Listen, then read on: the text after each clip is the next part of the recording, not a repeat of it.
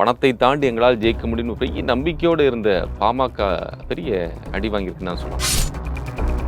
ஜெயலலிதா படத்தை போட்டு தான் 2024 மக்களவையை அவங்க சந்திச்சாங்க. என் தம்பி விஜயெல்லாம் வேலைக்கு ஆகல, இல்லாத ஓட்ட விஜய் எந்த ஊர்ல இருந்து டிரான்ஸ்ஃபர் பண்ணுவார்? சீமான் தனிச்சு போறதுதான் சீமானு கரெக்டா இருக்கும். சீமான் பெரிய ஹீரோவா பாக்குறாங்க. ஆடி காத்துல அம்மியை பறக்கும் போது விஜய் போன்ற இளம் பஞ்சுகள் ஏமாத்துறாங்க. விஜய் வந்தாருன்னா அவரால் சக்சஸ் பண்ண முடியாதுங்கிறீங்க. 10.5 விஜய்க்கு ஸ்டாண்ட் என்ன சார் சொல்லுங்க. அது அவருக்கு சொல்லதுக்கு தெம்பு இருக்கா, திராணி இருக்கா? வன்னியர் 10.5 கேட்டது ராமதாஸ், கொடுத்தது எடப்பாடி பழனிசாமி. கொடுத்த எடப்பாடி பழனிசாமிக்கு எல்லா வன்னியரும் ஓட்டு போட்டுட்டாங்க. வன்னியர்களின் பெருந்தலைவராட்டே எடப்பாடி பழனிசாமி ஆயிட்டாரு. திமுக பிடிஎம் ஏடிஎம்கேன்னு சொன்னதை அன்புமணி சொல்லாம சொல்றாரு. ஒரு அன்புமணி வந்து டைரக்டாவே சொன்ன, அதிமுக காரங்க எங்களுக்கு தான் நீங்க ஓட்டு போடணும் அப்படின்னு சொல்லி ஒரு உரிமையாவல கேட்டாரு. ரொம்ப பிரமாதமா அன்புமணி அரசியல் பண்றாரு. மற்ற ஜாதிகள் வந்து பாமகவை ஏற்றுக்கிறது. அப்போ அவங்க பேசுகிற சமூக நீதியே ஒரு பெரிய கொஸ்டின் ஆகுது. இப்பவும் விஜயகாந்த் அட்வைஸை தான் நான் பண்ணுறேன். உங்கள் காசை வாங்கி உங்களுக்காக ப்ரமோட் பண்ணி உங்களுக்காக பப்ளிசிட்டி கொடுக்குறவங்க உங்களை முகஸ்துதி தான் பண்ணுவாங்க. 80-90% நான்-வன்னியர்ஸ் ஓட்டு உதயசூரியனுக்கு போயிட்டு. திரு ஓபிஎஸ் அவர்கள் சசிகலாவை போய் சந்திக்கிறேன்னு சொல்லி இப்போ வரைக்கும் போய் சந்திக்கவே இல்லை. தாயும் பிள்ளையமாக இருந்தாலும் வாயு வேறும் வேற தான். சசிகலா அம்மையாரோட இந்த நடைப்பயணத்துக்கும் இப்போ இருக்கக்கூடிய அரசியல் இருக்கும். சசிகலாவும் விஜய் மாதிரி பலன் நிரூபிக்காத 0% தான். என் காலில் எல்லாரும் வந்து விழுங்கலாம் இவங்க எதிர்பார்க்காங்க. சீமானோட எக்ஸ்பீரியன்ஸ்டு லீடர் எடப்பாடி பழனிசாமி. வட தமிழக அரசியல் போலரைசேஷனாக தான் இருக்கும். 10.5 வன்னியர் நான்-வன்னியர் போலரைசேஷனாக தான் இருக்கும். பாமக எடப்பாடிக்கு இடையில உள்ள கோல்டு வார் எப்படி முடிவுக்கு வருதுன்னு 26 தான். நீங்க பிசியை செட்டரேட் பண்ண மாட்டீங்க, பிசி எக்கேடும் கட்டு போட்டு, ஆனா எம்பிசியில மட்டும் நீங்க வன்னியருக்கு கொடுப்பீங்கன்னு சொன்னா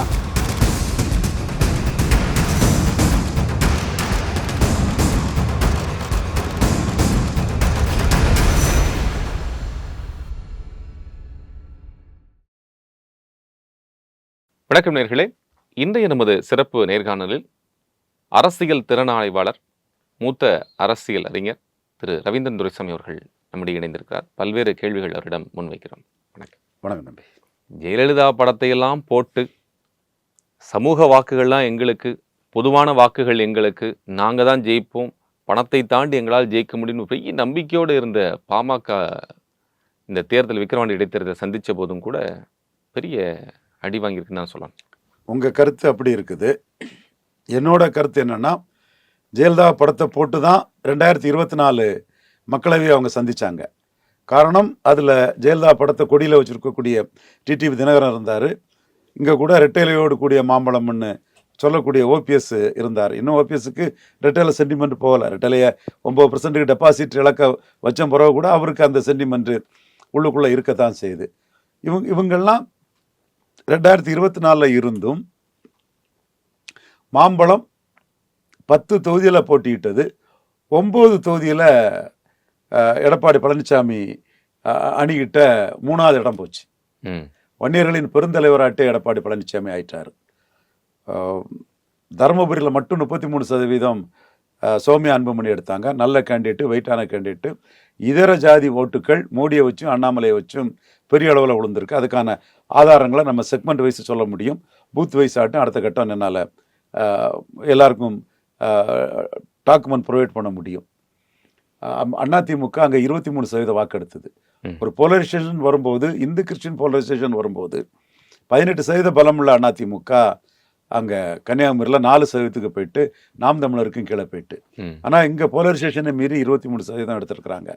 சேலத்தில் அதிமுகவுக்கும் தேசிய ஜனநாயக கூட்டணி பாமகக்குள்ள வித்தியாசம் 29%. கள்ளக்குறிச்சியில் 30% மேலே வித்தியாசம். விழுப்புரம் சிதம்பரத்தில் 20%ங்கிற ரேஞ்சில் பெரிய வித்தியாசம். ஒரு நண்பர் எஸ்வி கண்ணன் கொடுத்த ஒரு புள்ளிவரப்படி ஒரு 4-5 பேர் தான் 15% ஓட்டை தாண்டியிருக்காங்க. அந்த அளவுக்கு மோசமான நிலைமையில இருந்த பாமக, மிக இக்கட்டான சூழ்நிலையில் இருந்த பாமக இன்னைக்கு விக்கிரவாண்டியில் 57 பூத்தில் திமுக அணியோட அதிக வாக்கெடுத்திருக்காங்க. காரணம், தேர்தலுக்கு முன்னே நான் சொன்னேன், டாக்டர் ஐயா மிகவும் இக்கட்டான ஒரு கிரைசிஸில் இருக்கார். ஒரு பெரிய அரசியல் ரீதியான ஒரு கடும் புயல் அவருக்கு அடிச்சிருக்குது. வன்னியர் ஓட்டுகளை எடப்பாடி பழனிசாமி தூக்கிட்டு போய் வன்னியர்களின் பெருந்தலைவராக எடப்பாடி பழனிசாமி நிற்கிறாரு. வன்னியர் 10.5 கேட்டது ராமதாஸ், கொடுத்தது எடப்பாடி பழனிசாமி. கொடுத்த எடப்பாடி பழனிசாமிக்கு எல்லா வன்னியரும் ஓட்டு போட்டுட்டாங்க. அது மாறி போயிரும் விக்கிரவாண்டியில், ராமதாஸ் மீண்டும் எழும்பிடுவாருங்கிறதுக்காக போட்டிக்கு வராமலே களத்தை விட்டு எடப்பாடி பழனிசாமி விலகிட்டார். இது ராமதாஸுக்கு முத வெற்றி. ரெண்டாவது வெற்றி 57 பூத்தில் 275 பூத்தில் 57 பூத்தில் அதிக வாக்கெடுத்தது ரெண்டாவது வெற்றி.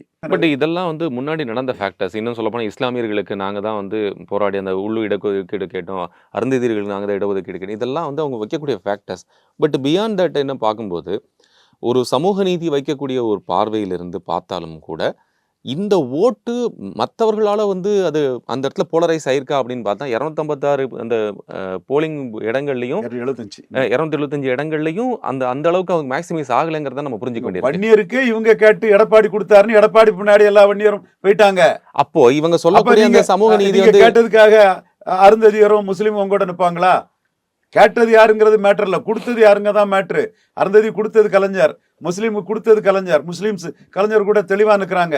அருந்ததியர் அன்னைக்கு கலைஞர் கொடுத்தது, இன்னைக்கு அரசியல் சூழ்நிலையில மு.க. ஸ்டாலினுக்கு பலமா நிற்கிறாங்க. அப்போ நீங்க 10.5 கேட்டதை விட கொடுத்த எடப்பாடி பழனிசாமி பின்னாடி வன்னியர்கள் கன்சால்டேட் ஆயிட்டாங்க. இல்ல இப்ப என்ன கேட்க வரேன் சார், இப்ப பாமக ஒரு கட்சியாக மீண்டும் தங்களை தாங்களே உள்நோக்கி பார்த்து எங்க இருக்கும் அப்படிங்கறத அந்த கொஸ்டின் கேட்கக்கூடிய ஆயிடுச்சா அப்படின்னு கேட்க. 10.5 மீண்டும் எடுத்து களமாடி எடப்பாடி கிட்ட போனதை திருப்பி எடுத்தாதான் அவங்க பொலிட்டிக்கலா ஃபோர்ஸா நிற்க முடியும். இங்க வன்னியர் வாக்குகள் ஒரு 60% மேல வரலாற்றிலே இல்லாத அளவுக்கு எடப்பாடி பழனிசாமி தலைமையில போயிருக்காங்க. இது உண்மை. அதனாலதான் நான் அவ்வளோ கான்பிடண்டா இருக்கக்கூடிய ஒருத்தருக்கு ஏன் இந்த தேர்தல் வேண்டாம், இடைத்தேர்தல் வேண்டாம் அப்படின்னு சொல்லிட்டு போறதுக்கான புறக்கணிக்கிறதுக்கான ஒரு ரீசன் வேணும் இல்லையா சார்? அதான் பெண்ணகரம் மாதிரி ராமதாஸ் திண்ண பிரச்சாரம் பண்ணி மீண்டும் எமர்ஜ் ஆகி நம்ம 3வது போயிட்டா கிடைச்ச கெயினை விட்டுருவோமோங்கிற அச்சத்துல தான் அவர் போயிட்டார். 10.5 அந்த கிடைச்சிருக்கக்கூடிய கெயின் கூட இதுல போயிரும் அப்படின்னு நம்புகிறேன். அதாவது கெயின் 2024 கிடைச்சிடுச்சு. ஒருவேளையில 3வது போயிட்டாருன்னா அந்த கெயின் போயிரும் இல்லையா? மீண்டும் ராமதாஸ் பக்கத்துல அந்த வாக்காளர் போயிருவாங்கல்ல. அது நடக்கக்கூடாதுங்கிறதுக்காக தான். ஆனா இப்ப இதுல பாட்டாளி மக்கள் கட்சி அதிமுகவுடைய வாக்குகளும் தங்களுக்கு வரும் அப்படின்னு நினைச்சுதானே பட்டாங்க. ஆனா அது அதுல வரவே இல்லையே.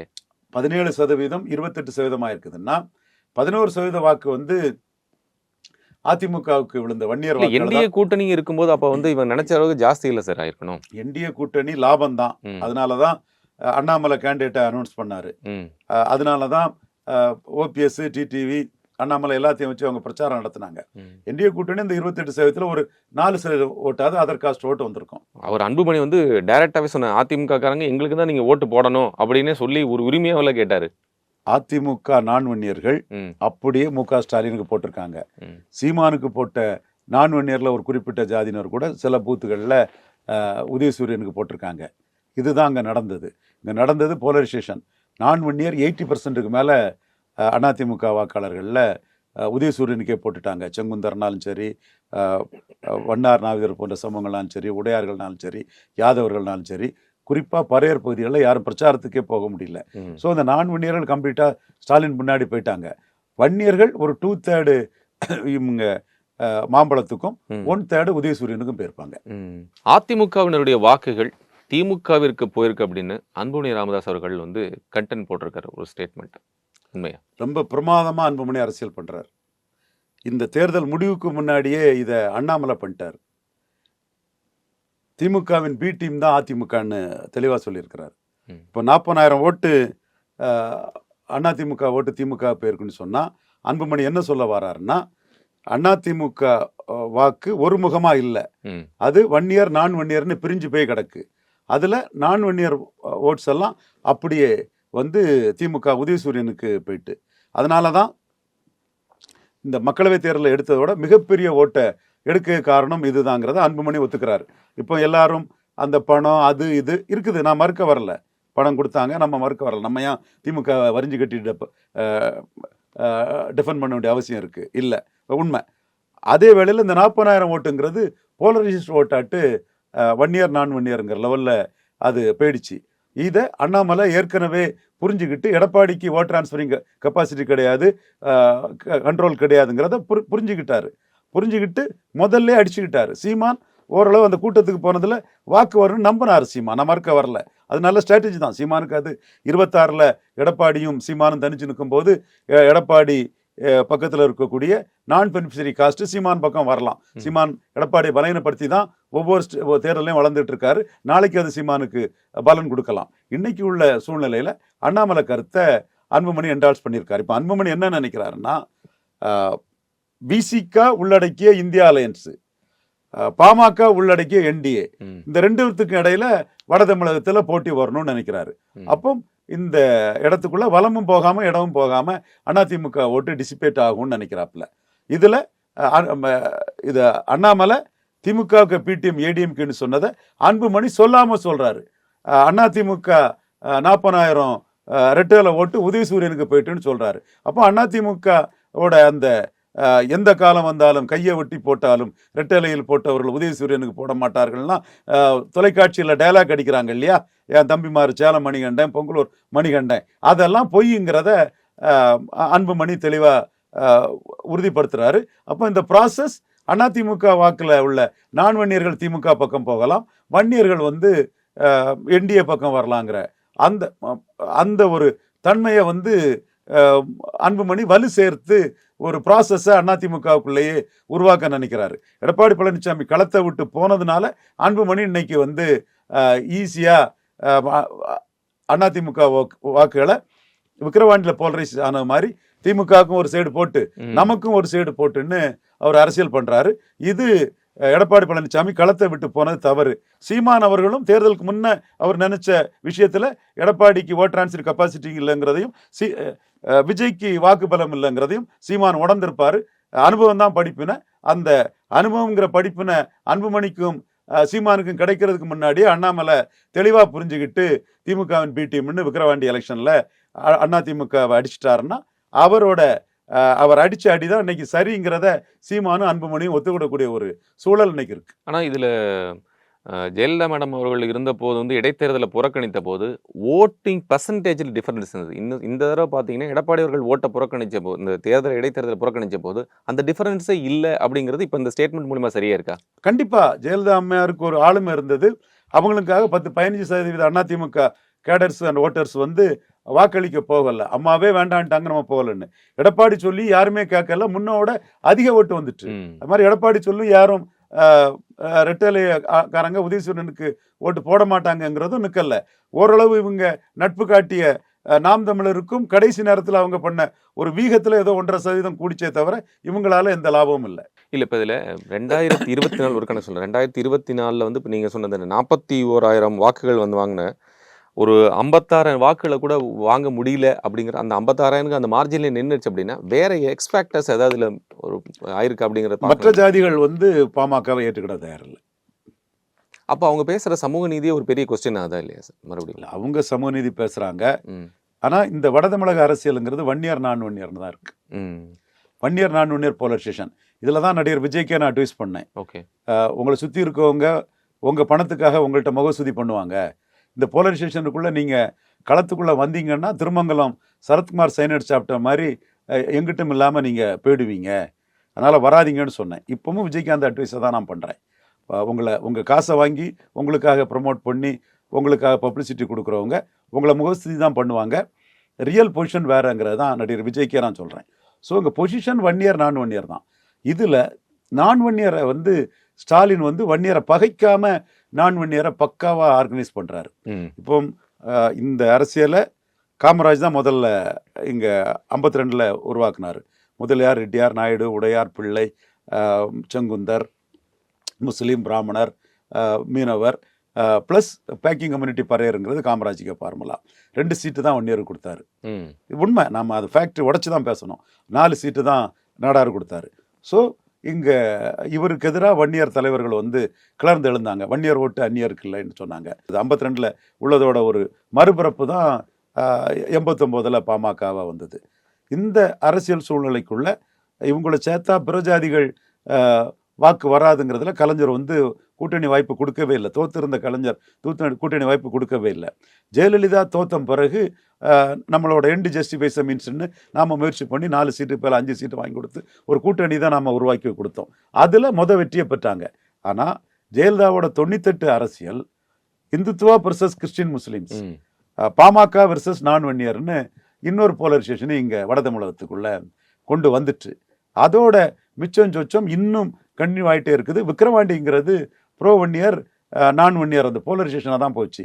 ஸ்டாலின் அதில் காமராஜ் மாதிரி ஆன்டி வன்னியர் பண்ணாமல் ஸ்டாலின் ப்ரோ வன்னியரும் பண்ணி வன்னியர் அல்லாத ஒரு வாக்குகளையும் ராமதாஸோட இதுக்கு ஈல்ட் ஆகாம நின்று எடுக்கிறார். அதனால தான் அந்த 60,000 வாக்குகளுக்கு மேல வித்தியாசத்துல அவங்களுக்கு வந்து ஒரு பெரிய கண்டிப்பா இங்க எல்லாமே வந்து ரெட்டல வாக்கு உதயசூரியன் போகாதுன்னா போனதெல்லாம் நான் வன்னியர் ஓட்ஸு 80-90% நான் வன்னியர்ஸ் ஓட்டு உதயசூரியனுக்கு போயிட்டு. ஆனா அன்புமணி அவர்கள் சொல்லும்போது என்னன்னா, ஏங்க ஒரு தொகுதிக்கு இத்தனை அமைச்சர்கள் 30க்கும் மேற்பட்ட அமைச்சர்கள் 100 எம்எல்ஏ இத்தனை எம்பி எல்லாம் வந்து நின்னுன்னா நாங்க தாங்க உண்மையிலேயே ஜெயிச்சிருக்கோம் அப்படின்னு ஒரு முடிஞ்சதுக்கப்புறம் ஸ்டேட்மெண்ட். அவங்கள பொறுத்தவரையில் எடப்பாடியை ஜெயித்ததா நினைக்கிறாங்க. பட் எடப்பாடி இல்லாத களத்தில் எடப்பாடி ஜெயித்திருக்காங்க. எடப்பாடி இருந்த களத்தில் வன்னியர்கள் 10.5 கொடுத்த எடப்பாடி கூட தான் நின்னாங்க. இது உண்மை. நம்ம காலிங்க ஸ்பேட் எஸ் ஸ்பேட். நான் கூட வன்னியர்கள் ராமதாஸ் கூட நிற்கணும்னு ஒரு வீடியோவே போட்டிருந்தேன். பட் 2024 எடப்பாடி கூட தான் வன்னியர்கள் நின்னாங்க. அதான் வன்னியர் பெருந்தலைவர் எடப்பாடி பழனிசாமிங்கிற அந்த பட்டத்தையே நான் கொடுத்து பேசுகிறேன்.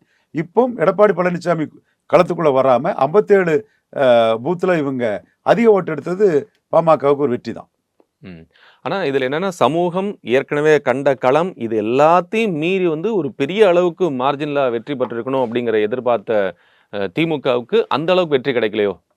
திமுக 1,00,000 வாக்குகளுக்கு மேல வெற்றி பெறுவோம் அப்படிங்கிற மாதிரி ஒரு நம்பிக்கையில திரு ஸ்டாலின் அவர்கள் முதலமைச்சர் அவர்கள் இருந்ததாகவும், அதனாலதான் இத்தனை அமைச்சர்கள் இத்தனை பேரை இறக்குனதாகவும் கூட நிறைய விஷயங்கள் தகவல்கள் வருது. திமுக நான் 55% தாண்டுவாங்கன்னு சொன்னேன். எடுத்த எடுப்பிலே சொல்லிட்டேன். போட்டியெல்லாம் கிடையாது. 55% தாண்டுவாங்கன்னு. போலரைசேஷன் தான் நடக்கணும்னு. ஆனா 39 வந்து நிக்கிறது. இல்ல 63 வந்திருக்காங்க. ஓகே, 63 வந்திருக்காங்க. திமுக மட்டும் நான் கேட்கிறேன். திமுக மட்டும் இல்ல, கூட்டணியா தானே அவங்க நின்று ஜெயித்திருக்காங்க. ஸோ அதை நம்ம 63% இருக்கிறாங்க. அது மட்டும் இல்லை, இந்தியா கூட்டணி தானே ஸ்டாலின் கேட்டார்.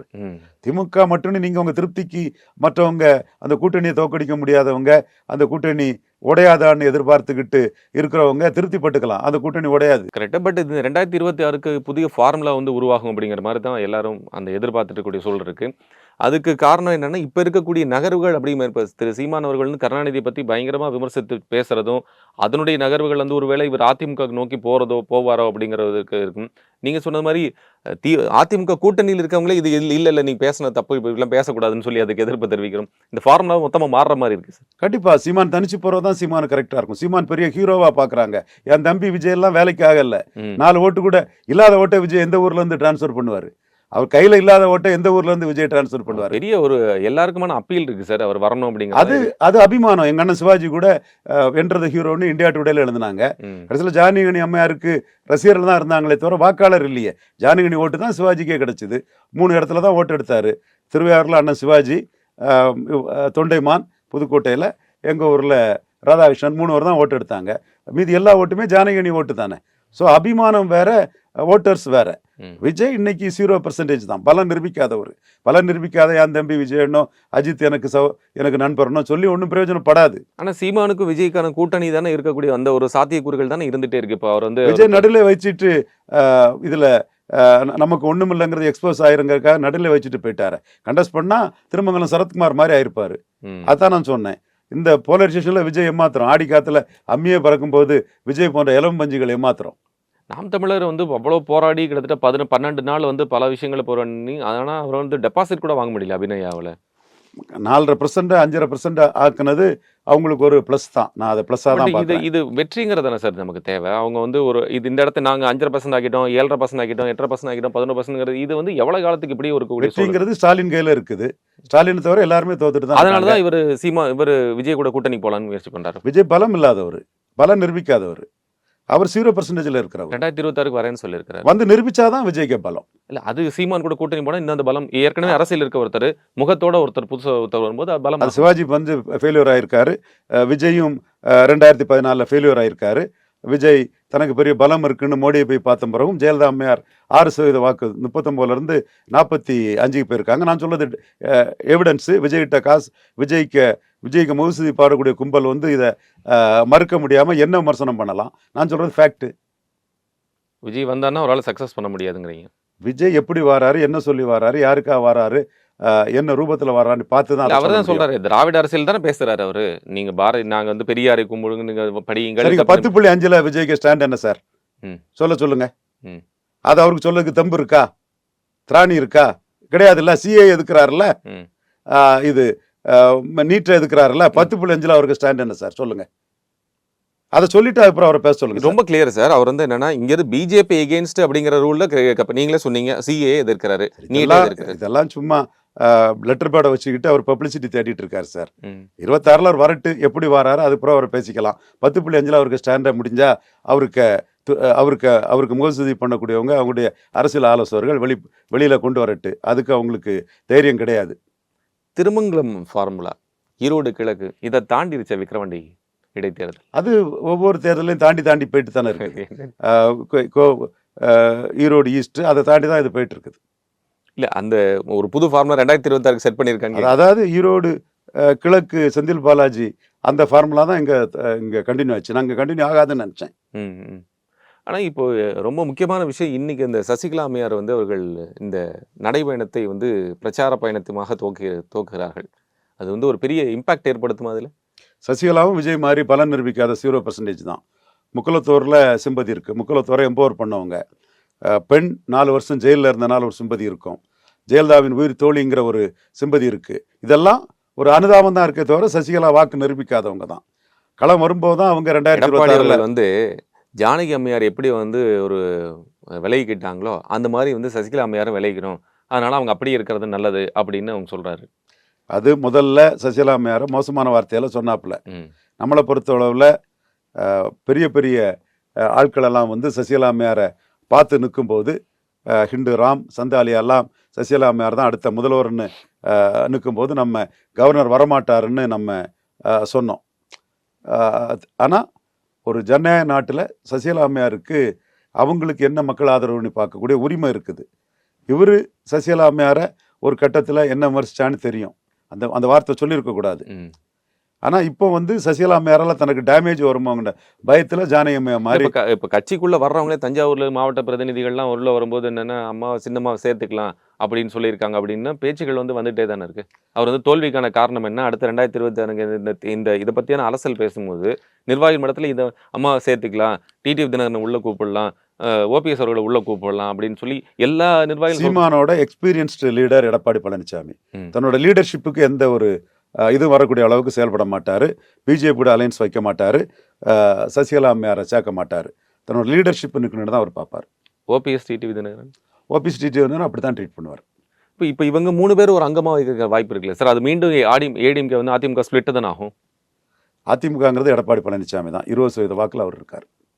ஸ்பிளிட் ஆகிறதுக்கு வாய்ப்பே கிடையாது. ஸ்பிளிட் ஆகிறதுக்கு வாய்ப்பு வரலாம். அது அதிமுகவுக்குள்ள ப்ரோ ஏடிஎம்கே ஆட்டு, ப்ரோ பிஜேபி ஆட்டு ஒரு செட்டும், ஆன்டி பிஜேபி ஆட்டு இன்னொரு செட்டும் இருக்கு. இல்லை அதுதான் கேட்குறேன். இப்போ நீங்களே சரியாக சொன்னீங்க. ஏற்கனவே திரு எடப்பாடி பழனிசாமி அவர்கள் வந்து முக்கியமானவர்கள் தலைவர்கள்லாம் போய் பார்த்து பேசிட்டு வந்திருக்காங்க. இது ஒரு கட்டம் நடந்து முடிஞ்சிருச்சு. இதுக்கப்புறமும் நடக்கக்கூடிய நிர்வாகிகள் கூட்டத்திலையும் திருப்பி இதே விஷயங்கள் எதிரொலிச்சுட்டே இருக்கும்போது அதை ரீதிங்க் பண்ண வேண்டிய ஒரு சூழலுக்கு தள்ளப்படுறாரா எடப்பாடி பழனிசாமி? 26 வரை அதை இப்படி இழுத்துட்டு தான் போகும். அதை ரீதிங்க் பண்ணாரும் அவருக்கு லீடர்ஷிப் அடி வாங்கும். கட்சியா லீடர்ஷிப்பா அது அவர் தான் முடிவு பண்ணும். அது இது வந்து ஒரு டெசிஷன் எடுக்கிறதுக்கான வாய்ப்பே கிடையாது. அதாவது அவருக்கு லீடர்ஷிப்பு அடிபட்டால் அது உள்ளே வந்தவங்க அவரை நாளைக்கு தூக்கி வீசுறதுக்கும் உள்ள சூழ்நிலையும் வரலாம். ஸோ அதில் அவர் ரொம்ப கேர்ஃபுல்லாக இருப்பார். நான் மீண்டும் சொல்கிறேன் இல்லையா, அவர் பாஜக சரண்டர் ஆக மாட்டார் நான் சொன்னேன்னா இல்லையா, அவர் டம்மி இல்லைங்கிறத நான் சொன்னேன்னா இல்லையா. எனக்கும் அவருக்கும் இந்த இடஒதுக்கீடு விஷயத்தில் அவரோட நடவடிக்கைகள் 2 ஜாதி கட்சிங்கிறதுல இஷ்யூஸ் இருக்குது, அது வேறு விஷயம். பட் அவர் லீடர்ஷிப்பை விட மாட்டாருங்கிறது என்னோட பார்வை. நான் சொல்றது கரெக்டாக நினைக்கிறேன். சசிகலா அம்மையார் வந்து வெளியிருந்து அப்போ ஆதரவு கொடுக்கணும் அல்லது வெளியிருந்து கட்சி நடத்த போகிறாங்க அப்படிங்கிறதுல இவருக்கு என்ன விதமான பிரச்சனைகள் வந்துட போகுதுங்கிற ஒரு கேள்வி இருக்குல்ல. அவங்க வந்து அவர் கட்சியை விட்டு கொடுக்க வேண்டாம், பொசிஷனை விட்டு கொடுக்க வேண்டாம், நீங்கள் வெளியிருந்து ஆதரவு கொடுங்கன்னு சொல்லலாமே. வெளியிருந்து ஆதரவு இவங்க எப்படி கொடுப்பாங்க? என் காலில் எல்லாரும் வந்து விழுங்கன்னா இவங்க எதிர்பார்க்காங்க. கட்சி நிர்வாகம் நாங்கள் மீட் எடுப்பேன்னு சொல்லி நான் வந்து அதெல்லாம் சொல்லுவாங்க. யாருங்க ஏமாளி ஆவாங்க? Modern politics accumulating power amassing wealth. 90% எல்லாத்தையும் சேர்த்துட்டு அப்படின்னு சொல்லலாம். இப்படி சொன்ன அவன் 10% தான் எடப்பாடிட்டு இருக்குன்னு சொன்னா எடப்பாடி எப்படி இவங்கள்ட்ட காம்ப்ரமைஸ் ஆவார்? இதில் இன்னொரு ஆஸ்பெக்ட் பார்க்க வேண்டியிருக்கா சார். நான் வந்து டிடிவி தினகரன் கூட மிக இணக்கமாக இருக்கக்கூடிய திரு ஓபிஎஸ் அவர்கள் சசிகலாவை போய் சந்திக்கிறேன்னு சொல்லி இப்போ வரைக்கும் போய் சந்திக்கவே இல்லை. தாயும் பிள்ளையமா இருந்தாலும் வாயு வேறும் வேற தான். முக்குளத்தோர்ட்டு அவர் அடி வாங்க காரணம் சசிகலா தினகரனோட ஓபிஎஸ் தான் காரணம். ஓபிஎஸ்ஸை நீக்கினது ஒரு கிராப்பருங்கிற ஒரு எண்ணம் எடப்பாடி பழனிசாமி மேலே வந்துட்டு, சசிகலா தினகரன் மேட்டரில் நாமளே வந்து 51வது இருந்த இடத்துல இருந்தவர் மொதல் இடத்துக்கு வந்திருக்காருன்னா அன்னைக்கு சொன்னோம், இன்றைக்கி அதான் சொல்கிறோம். ஓபிஎஸ்ஸையும் நிற்கும் போது 3 சேர்ந்து ஹியூமிலேட்டிவ் எஃபெக்டில் என்டிஆர் முக்குலத்தோர் எதிராக போயிட்டாங்க. இல்லை, நான் கேட்குறது சசிகலாவை திரு ஓபிஎஸ் அவர்கள் சந்திக்காததுக்கான காரணம் கேட்குறேன். இப்போ சந்திச்சு என்ன ஆக போகுது? இல்லை, சந்திக்கிறேன் சொல்கிறார். ஆனால் வந்து எல்லாம் 26 எலெக்ஷன் டைமில் தான் சார் எல்லாம் ரீஅலைன்மெண்ட் ஆகும். எல்லாம் கூட்டணி எல்லாமே சீமான் 214 சமூக நீதி புரட்சி அணி அமைக்கிறாரா அல்லது அவர் தலைமையில் கூட்டணி அமைக்கிறாராங்கிறதெல்லாம் சீமான் விஜய் கூட போகின்ற ஒரு போக்கு எப்படி விஜய் சீமான் வந்து முறிஞ்சிடுச்சு. விஜய் வந்து என்னைக்கு விக்கிரவாண்டியில் நடுநிலைன்னு சொன்னாரோ, இவர் சிவகார்த்தியன் சீமான் வந்து பார்த்தாரோ, விஜய் நம்பகத்தன்மையற்றவருங்கிற இது தெளிவாகி போச்சு. அவர் வந்து ஒரு கூட்டணி என் தம்பி அதுன்னு அவர் சொன்னாது, அவங்களாம் சந்திக்கிறாங்க, வண்டியில் போகிறாங்கலாம் உண்மைன்னு சொன்னால் ஆதரவுன்னு சொல்லியிருக்கலாமே. சொல்லலை. நடுநிலைன்னு சொல்லும் போதே அவர் விக்கிரவாண்டிகளும் போலரைஸ் ஆகுங்கிறத சொல்லிட்டாங்க. இதே விஜய் அவர்கள் தானே மைக் சின்னத்தில் போடுங்க அப்படின்னு சொல்லி, அதே மைக் சின்னத்தில் போடுன்னு சொன்னவர் நடுநிலைன்னு சொல்லும்போது வந்து அந்த நிலைமையிலேருந்து மாறி இருக்காருன்னு தான் அர்த்தம். விஜய்க்கு இன்ஃப்ளூயன்ஸ் பண்ண போகிறாரோ? விஜய்க்கு என்னங்க இருக்குது? பலன் நிரூபித்தவரா? இல்லைல்ல. மிக முக்கியமான அடுத்த கட்டத்துக்கு என்ன, 2026க்கான தேர்தல். இப்போ இந்த விக்கிரவாண்டி இடைத்தேர்தல் வந்து 2020க்கான ஒரு முக்கிய முன்னோட்டமாக பார்த்துட்டே இருக்காங்க. அப்படிதான் இருக்க போதா அது? இல்லை. அது வந்து வட தமிழக அரசியல் போலரைசேஷனாக தான் இருக்கும். 10.5 1 இயர் நான் ஒன் இயர் போலரைசேஷனாக தான் இருக்கும். 10.5 வெர்சஸ் அதர்ஸ் தான். அதுதான் வட தமிழக அரசியலுங்கிற லெவல் இன்னைக்கு ஆகிப்போச்சு. அது எப்படி அது உருவம் எடுத்தாலும் மு.க. ஸ்டாலின் வெரி ஸ்ட்ராங் பொசிஷனில் இருக்கார் வட தமிழகத்தில். இப்போது ஏடிஎம்கே வந்து இப்போ நீங்கள் சொன்ன மாதிரி 10.5% இடஒதுக்கீடு போல வச்சிருக்கக்கூடிய எடப்பாடி மேல இருக்கக்கூடிய இந்த இமேஜ் 2024 பிரதிபலிக்கும் போது பாமகவுடைய நிலை என்னங்கிற ஒரு கேள்வி இருக்குல்ல. அந்த இடம் தான் பாமக எடப்பாடிக்கு இடையில உள்ள கோல்டு வார் எப்படி முடிவுக்கு வருதுன்னு 26ல் தான் தெரியும். ஏன்னா அதோட முடிவு உடனே வந்துடக்கூடாதுங்கிறக்காக தான் விக்கிரவாண்டியை விட்டு எடப்பாடி கலந்துக்கிட்டார். இல்லை, இப்போ நம்ம நடந்து முடிஞ்சவர்கள் தேர்தலில், நாடாளுமன்ற தேர்தலில் எல்லாத்துலேயுமே பார்த்தா கடைசி ஸ்டேஜுக்கு வரும்போது என்டிஏ கூட்டணியில் தான் பாமக இருக்குது. எல்லா இடத்துலையுமே பார்க்கும்போது அது ஒன்று உள்ள அலைன்மெண்ட்டுக்குள்ளே இருந்தாலும் சரி, இல்லைனாலும் சரி, இந்த நிலைமை போனால் என்டிஏவோட தொடர்றதுக்கான வாய்ப்புகள் இருக்கா பாமக? கண்டிப்பாக. திருமாவளவன் இன்க்ளூசிவ் இந்தியா கூட்டணி வர்சஸ் ராமதாஸ் இன்க்ளூசிவ் என்டிஏ கூட்டணி கூட வட தமிழக அரசியல் பெயரலாம். நான் எடுத்த எடுப்பில் நான் எடப்பாடி பழனிசாமி குறைச்சி மதிப்பிடலை. எடப்பாடி பழனிசாமி என்டிஏவோட 5% வாக்கு அதிகம் அந்த அணி பெறது காரணம் வட தமிழகத்தில் உள்ள வன்னியர்கள் ஆதரவு. நீங்கள் யார் வேணாலும் அதை எடுத்து பாருங்க. ராமதாஸ் மோதன 10 தொகுதியிலையும் என்டிஏ கூட்டணியும் அதிமுக கூட்டணி எடுத்து பாருங்க, ஒரு 20% வாக்கு வர 2 பேருக்கு இடையில டிஃப்ரென்ஸ் இருக்கும். அந்த 10 எடுத்து ஒரு டேபிள் பண்ணி பாருங்க, 20% ஓட்டு வர டிஃப்ரென்ஸ் இருக்கும். நம்ம எல்லாம் புரிஞ்சுக்கணுங்கிறக்காக தான் சொல்ல வர்றேன். தமிழக அளவில் இந்தியா கூட்டணிக்கும் அதிமுக கூட்டணிக்கும் 5% தான் டிஃப்ரென்ஸ். 18-23. அந்த 5% டிஃப்ரென்ஸ் கொடுத்ததே இந்த 10 தொகுதிக்குள்ள வந்த ஹெவி டிஃப்ரென்ஸ் தான். அதை வச்சு தான் எடப்பாடி பழனிசாமி சொல்கிறேன், நம்ம வந்து வாக்கு விகிதத்தில் சதவீதத்தை அதிகரிச்சிருக்கோம், நம்ம வந்து தோத்தாலும் கூட சதவீதத்தில் அதிகரிச்சிருக்கோம். உண்மை, அது கரெக்ட். கேபி முனுசாமி சொல்றது உண்மை. 9176372367 ஃபோன் பண்ணக்கூடிய அதிமுக தொண்டர்களே, அது உண்மைன்னு நான் ஒத்துக்கிட்டேன். ஆனால் அதே எம்ஜிஆர், அதே ஜெயலலிதா, அதே ரெட்டையில சேலத்தில் 38%, அதே எம்ஜிஆர், அதே ஜெயலலிதா, அதே ரெட்டையில திருநெல்வேலியில் 8%. இங்கே 10.5க்குள்ள வேலை நடந்தது. அங்கே ஜெயலலிதா மாதிரி நாடார்களை எடப்பாடி குளோரிஃபை பண்ணலன்னா நாடார்கள் அங்கே எதிர்த்து அடிச்சிட்டான். இங்கே 10.5 நமக்கு தான். கன்னியாகுமரியில் அதான் நடந்தது. கன்னியாகுமரியில் அதான் நடந்தது. தூத்துக்குடியில் அதான் நடந்தது.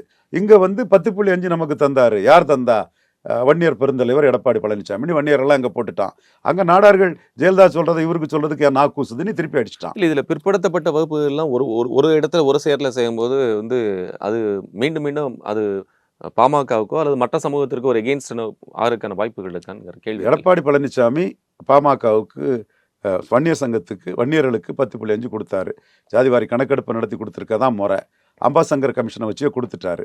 சரி, அம்பாசங்கர் கமிஷனை வச்சு நீங்கள் பார்த்தீங்கன்னா பிசியில் செங்குந்தர் என்ன சிறப்பாட்டா இருக்காங்க, பிசியில் யாதவர் என்ன ஏமாற்றப்படலையா, பிசியில் முத்தரையர் என்ன சீட்டுகளை அள்ளி குவிக்குவா செய்கிறாங்க, பிசியில் என்ன விஸ்வகர்மா என்ன எவ்வளோ சீட்டு வந்திருக்காங்க. இந்த 4 சமூகத்துக்கும் பிசிக்குள்ள இடஒதுக்கீடு வந்து அவங்க எண்ணிக்கைக்கு தக்கன வன்னியருக்கு எம்பிசியில் கொடுத்த மாதிரி பிசியில் ஏன் கொடுக்கல? அது ஏன் கொடுக்கல? நியாயம் இல்லைல்ல. நான் இந்த விஷயத்தை சமூகநீதி பேசக்கூடிய ஐயா வீரமணி முன்னாடி யாரு கூட வேணாலும் நான் வாதிக்க தயாராக இருக்கிறேன். மிகப்பெரிய சமூக நீதி இந்த 4 ஜாதிகளுக்கும் பிசிக்குள்ளே இருக்குது. அப்போ நீங்கள் பிசியை செட்டரேட் பண்ண மாட்டீங்க, பிசி எக்கேடும் கெட்டு போட்டு, ஆனால் எம்பிசியில் மட்டும் நீங்கள் வன்னியருக்கு கொடுப்பீங்கன்னு சொன்னால் அதோட பலனை நீங்கள் அடைஞ்சிட்டீங்க. வன்னியர் பெருந்தலைவராக வாக்கு குவிஞ்சிட்டு. அப்போ பிசியில் இருந்து இந்த ஜாதிகள் வஞ்சிக்கப்பட்டாங்கிறத நாம் வெளிக்கொண்டு வரும்போது இந்த ஜாதிகள் எப்படி உங்களுக்கு ஓட்டு போடுவாங்க? நீங்கள் தனி ஒதுக்கீடு எம்பிசிக்குள்ளே பண்ணுறீங்க, பம்பாசங்கர் கமிஷன் வச்சு பண்ணுறீங்க. ஓகே, உங்கள் ஒரு பார்மலால் நீங்கள் பண்ணுறீங்க. அதில் எனக்கு சில ரெசர்வேஷன்ஸ் இருக்குது, அது இருக்கட்டும், வன்னியருக்கு கொடுத்துட்டீங்க. ஓகே, பிசிலையும் இந்த செங்குந்தர், முத்தரையர், யாதவர், விஸ்வகர்மா பாதிக்கப்படுறாங்களே, இதில் உங்களுக்கு நியாயம் இந்த ஜாதிக்கு வழங்குறதுக்கு ஏன் முடியல? அப்போ எம்பிசியில் மட்டும்தான் டிங்கரிங் பண்ணுவீங்க. பிசி எக்கேடு கட்டாலும் போட்டு என்ன ஆனாலும் ஆட்டு இந்த ஜாதிகளுக்கு இடமே இல்லைனாலும் பரவாயில்லன்னு விட்டுருவீங்க. அது என்ன சமூக நீதி? இது எல்லாம் சொல்லப்பட்ட போது சட்டமன்றத்தில் எல்லாம் சேர்ந்து டிசைட் பண்ணாங்க. அப்போ ஓபிஎஸும் கூட தான் இருந்தார். கண்டிப்பாக எல்லாத்தையும் சேர்த்தா நான் சொல்கிறேன். இப்போ இந்த கள்ளர் சிறும இந்த பள்ளிகளை வந்து அந்த பெயர்கள்லாம் நீக்கப்படணும்னு சொல்லும்போது பெரிய அளவுக்கு எதிர்ப்புகள் வருது அப்படிங்கிறத பார்க்கும்போது இந்த இந்த பிரச்சனைகள்லாம் இருக்குது அப்படின்னா இந்த பெயர்கள்லாம் நீக்கக்கூடாது, அது எங்களுக்கான உரிமைகள்னு சொல்லக்கூடாதுன்ற போது அப்போ எங்கே போச்சு? அப்போயும் அவங்க கூட தானே இருந்தாங்க. அந்த கேள்வியெல்லாம் வருதா இல்லையா? கண்டிப்பாக வரத்தான் செய்யும், அது நியாயம் தான், அதை நான் மறுக்க வரலையே. Why should I defend that? அதில் எடப்பாடி கேபினெட்லேருந்து எல்லாரும் தான் குற்றவாளி. சசிகலா அம்மையாரோட இந்த நடைப்பயணத்துக்கும் இப்போ இருக்கக்கூடிய அரசியலுக்கும் அதிமுகவில் இருக்கக்கூடிய பிளவுகளுக்கும் என்ன மாதிரியான கனெக்ஷன் இருக்க போது நீங்கள் நினைக்கிறீங்க? சசிகலா அம்மையார் ஸ்டேச்சர் உள்ளவங்க, ஜெயலலிதாவின் உயிர் தோழி. பட் விஜய்க்கு எப்படி 0% தான் இப்போ சொல்கிறோன்னா, சசிகலா அம்மையாருக்கும் 0% தான். முதல்ல சசிகலா அம்மாவுக்கு தான் 0% தேறி ஆரம்பித்தேன். 2026 அவங்க ஒரு ஃபோல்ஸ்னு நிரூபிக்கலாம், பலத்தை காட்டலாம், அதுக்கு அவங்களுக்கு வாய்ப்பு இருக்குது. சூழல் சரியாக வரலன்னா அரசியல் களத்தை விட்டு வெளியேறவும் செய்யலாம். விஜய்க்கும் அதுதான் சொல்கிறேன். கருணாநிதியை பற்றி சீமானவர்கள் பேசியது ஒரு பெரிய பிரச்சனையாகவும் ஒரு ரிவர்ட் பேக்காகவும் மாறுறதுக்கான வாய்ப்பு இருக்கா இதில் நாம் தமிழருக்கு? கில்லிங் இன் சைலன்ஸ் தவிர எல்லாமே லாபம் தான். சீமான் தன் லீடர்ஷிப்பை சொதப்புனா மட்டும்தான் நஷ்டம் வரும். இப்போ இருக்கக்கூடிய டிஎம்கே கூட்டணி இன்டாக்டா இருக்கும்னு எதிர்பார்க்கலாமா சார்? கண்டிப்பாக இன்டாக்டா இருக்கும். ஏன் இந்த கேள்வி நான் கேட்குறேன்? கண்டிப்பாக இன்டாக்டா இருக்கும். ஸ்டாலின் கொடுக்குறது MP post, MLA post, mayor போஸ்ட்டில். அது நீங்கள் தொடர்ச்சியாக சொல்லிட்டு வரீங்க. நான் ஏன் கேட்குறேன் அப்படின்னா, சட்டம் ஒழுங்கு சீர்கட்டிகிட்டே இருக்குது. இங்கே வந்து மாநில கட்சி, தேசிய கட்சியின் மாநில தலைவருக்கு இங்கே பாதுகாப்பு இல்லை. அதே போல் அதுக்கப்புறம் வந்து அந்த ரவுடிகள் வந்து என்கவுண்டர் செய்யப்படுறாங்க, ஒரு கொலை அதுக்கான என்கவுண்டர் அப்படின்னு இந்த விஷயத்தை முன்னெடுக்கக்கூடிய கட்சிகளை நம்மளுடைய தலைவர்களை வந்து பார்க்க முடியுது. தொடர்ச்சி அதை பற்றி பேசிகிட்டே இருக்காங்க. சட்டம் ஒழுங்கு சீர்கூடினால ஆட்சி வந்து ரொம்ப நாள் நீடிக்காது, இதெல்லாம் இருக்குது அப்படின்னு இது சொல்லப்பட்டுட்டே இருக்கு. இதெல்லாம் சொல்லுவாங்க, செயலில் ஒன்றும் நடக்காது. யாருக்கு பலம் இருக்குன்னு நினைக்கிறீங்க? திமுக கூட்டணி தான் பலமாக இருக்கு. எப்படி சொல்றீங்க சார்? கூட்டணி பலமாக இருக்காங்க, அவங்க ஒரு கெமிஸ்ட்ரி. சட்டம் ஒழுங்கு சீர்கெட்டு இருக்கு அப்படின்னு எடப்பாடி பழனிசாமி அடக்கம் எல்லாரும் பேசியிருக்கிறாங்க. அப்படி அதை வச்சு கூட்டணி அமையாதுங்க. லாபம் எடப்பாடியால் டெபாசிட் தான் கொடுக்க முடியும். தலித் தலைவர்களுக்கு வந்து குறிவைத்து தாக்கப்படுகிறது. அதெல்லாம் ஒரு திருப்திக்கு சந்தோஷப்பட்டுக்கலாமே தவிர 2024 நான் சொன்ன மாதிரி கூட்டணியில் இருக்கவங்களே பேசுறாங்களே. பேசத்தான் செய்வாங்க, அவங்க அரசியல் பண்ணத்தான் செய்வாங்க. அவங்க அடிமையாக இருக்க முடியாது. கடைசியில் கூட்டணிங்கிறது சேர்ந்துக்குவாங்க. மத சார்பின்மை, மோடி எதிர்ப்பு, மோடி அங்கே பிரைம் மினிஸ்டர் இருக்கிறத வரை இவங்கெல்லாம் ஒன்றா தான் இருப்பாங்க. லாபம் பார்த்தவங்க 40க்கு 39 பார்த்தவங்க, 40க்கு 40 பார்த்தவங்க எப்படி சார் விடுவாங்க? நீங்கள் இதை தோக்கடிக்கணும்னா 23 எடப்பாடி, 18 என்டிஏ, 8 சீமான் எல்லாம் ஒன்று சேர்ந்து 1-1 தான் தோக்கடிக்க முடியும். 67 காமராஜரை தோக்கடிச்ச மாதிரி 1-1 தான் தோக்கடிக்க முடியும். வேற ரூட்டே கிடையாது. அதில் வேற சீமான் என்ன சொல்லுவாரு? எங்கேயுமே சேராத கூட்டணி தான் சொல்றீங்க. சொல்லக்கூடியதெல்லாம் சேர்ற கூட்டணி, அதுவும் சேராத கூட்டணி தானே. இப்போ சீமான் என்ன சொல்லுவாரு? நான் 8 16 ஆக்கவும் பாரு. எடப்பாடி கீழே வந்துட்டு இருக்காரும் பாரு. அவர் 33ல் 20 ஆயிருக்காரு. சீமான் 6.8 8.2 மாறி இருக்காரு. நாம் ஜம்பிங் பார்ட்டி, அவர் டிக்ளைனிங் பார்ட்டி, நானும் அவரும் ஒன்னான்னு கேட்பாரு. அவரு அந்த ப்ராசஸ் இருக்கும் பாரு. ஸோ இதெல்லாம் பெரிய சிக்கல்களும் சிரமங்களும் இருக்குது. சட்டம் ஒழுங்கு சீர்கெடுது அப்படின்னாலோ அல்லது தலித் தலைவர்கள் வந்து தாக்கப்படுகிறாங்கன்னு சொன்னாலும் எல்லாம் சும்மா எழுதிக்கலாம், பேசிக்கலாம், சந்தோஷப்பட்டுக்கலாம். அதுக்கு ஒரு கூட்டம் சந்தோஷப்பட்டுட்டு இருக்கோம். நடைமுறை சாத்தியப்படாதுங்க. 24 சொன்ன மாதிரி தான். அதை நான் சொல்றேன். 26 தான். அதே ஸ்டேட்டஸ் கோ தான். மிக்க நன்றி சார். அப்படி நேரத்துக்கு நன்றி.